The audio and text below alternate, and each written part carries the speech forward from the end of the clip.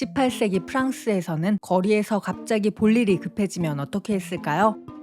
그 자리에서 뚜알이라고 크게 외쳤습니다. 뚜알은 커다란 천이나 망토를 뜻하는 단어인데요. 뚜알을 입은 이동변 속군이 나타나면 급한 사람은 망토의 중요 부위만 가리고 일을 해결했습니다. 얼굴을 그대로 내놓은 채 말이죠. 이동변 속군들은 일을 보라고 외치며 손님을 끌었는데요.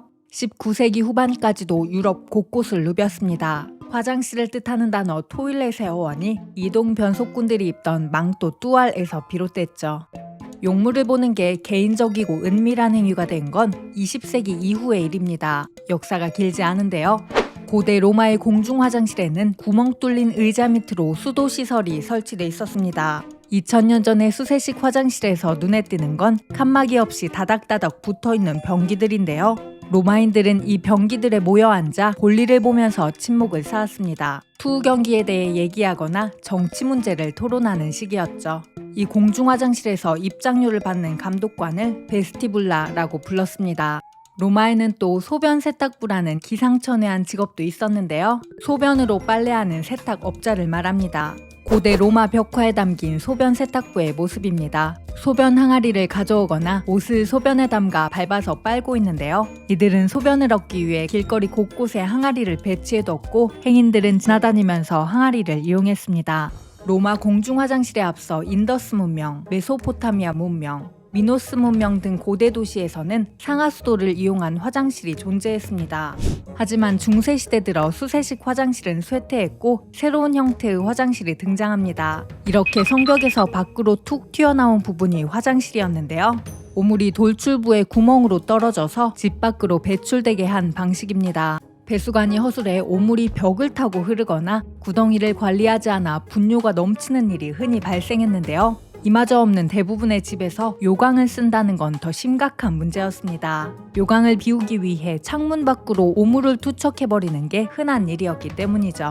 길 가다 봉변을 당하는 피해자가 속출했고 급기야 영국에서는 분뇨를 창밖으로 버리는 걸 금지하기까지 했습니다. 물론 없는 거나 마찬가지인 법이었죠. 거리는 오물과 악취로 가득했고 높은 구두, 파라솔, 망토 같은 패션이 인기를 끌었습니다. 불행히도 당시엔 위생에 대한 개념이 전혀 없었는데요. 사람들은 전염병이 나쁜 냄새를 통해 퍼진다고 생각했고 결국 야간 분뇨치기를 고용했습니다. 더러워서가 아니라 냄새가 무서워서 분뇨를 치웠던 겁니다. 어두운 밤에 분뇨 구덩이를 청소하는 극한 직업은 보수가 꽤 높은 편이었는데요. 하지만 유독가스에 정신을 잃거나 구덩이에 빠져 죽는 사고가 자주 발생했습니다.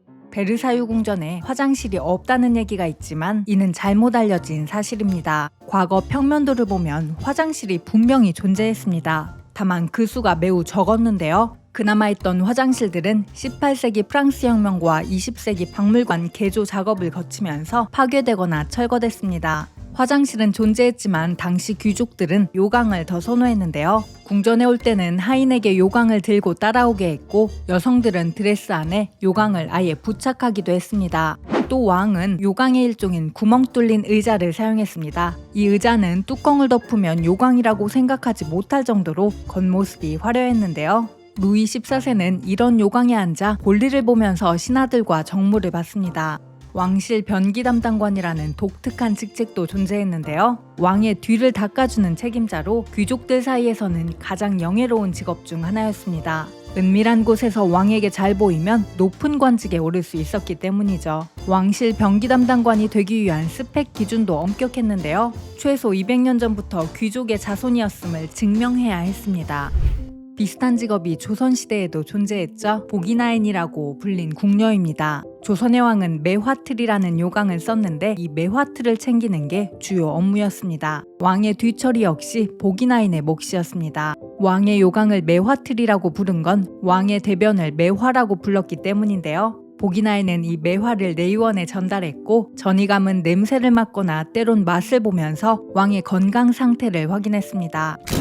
현대적 의미의 수세식 변기는 어떻게 탄생했을까요? 1597년 영국 귀족 존 해링턴은 엘리자베스 여왕에게 발명품을 선보입니다. 물탱크와 잠금 장치가 달린 수세식 변기였습니다. 여왕은 크게 기뻐하며 이 변기를 리치몬드 궁전에 설치했는데요. 하지만 이는 시대를 너무 앞선 발명품이어서 인기를 끌진 못했습니다. 그로부터 200년 가까이 지난 1775년 영국의 알렉산더 커밍스가 새로운 변기를 내놓게 됩니다. 레버를 당기면 물이 나오는 장치와 냄새와 해충을 막는 S자 트랩을 장착한 변기였는데요. 중간 뚜껑을 올렸다 내렸다 할 수 있는 변기의 기본 형태가 완성되는 데까지는 또다시 100년이라는 긴 시간이 걸렸습니다. 수세식 변기와 세면대, 욕조가 함께 있는 오늘날의 욕실 형태는 20세기에 들어서야 등장할 수 있었습니다. 콘텐츠가 재미있었다면 구독과 좋아요를 눌러주세요. 지금까지 오늘 지식이었습니다.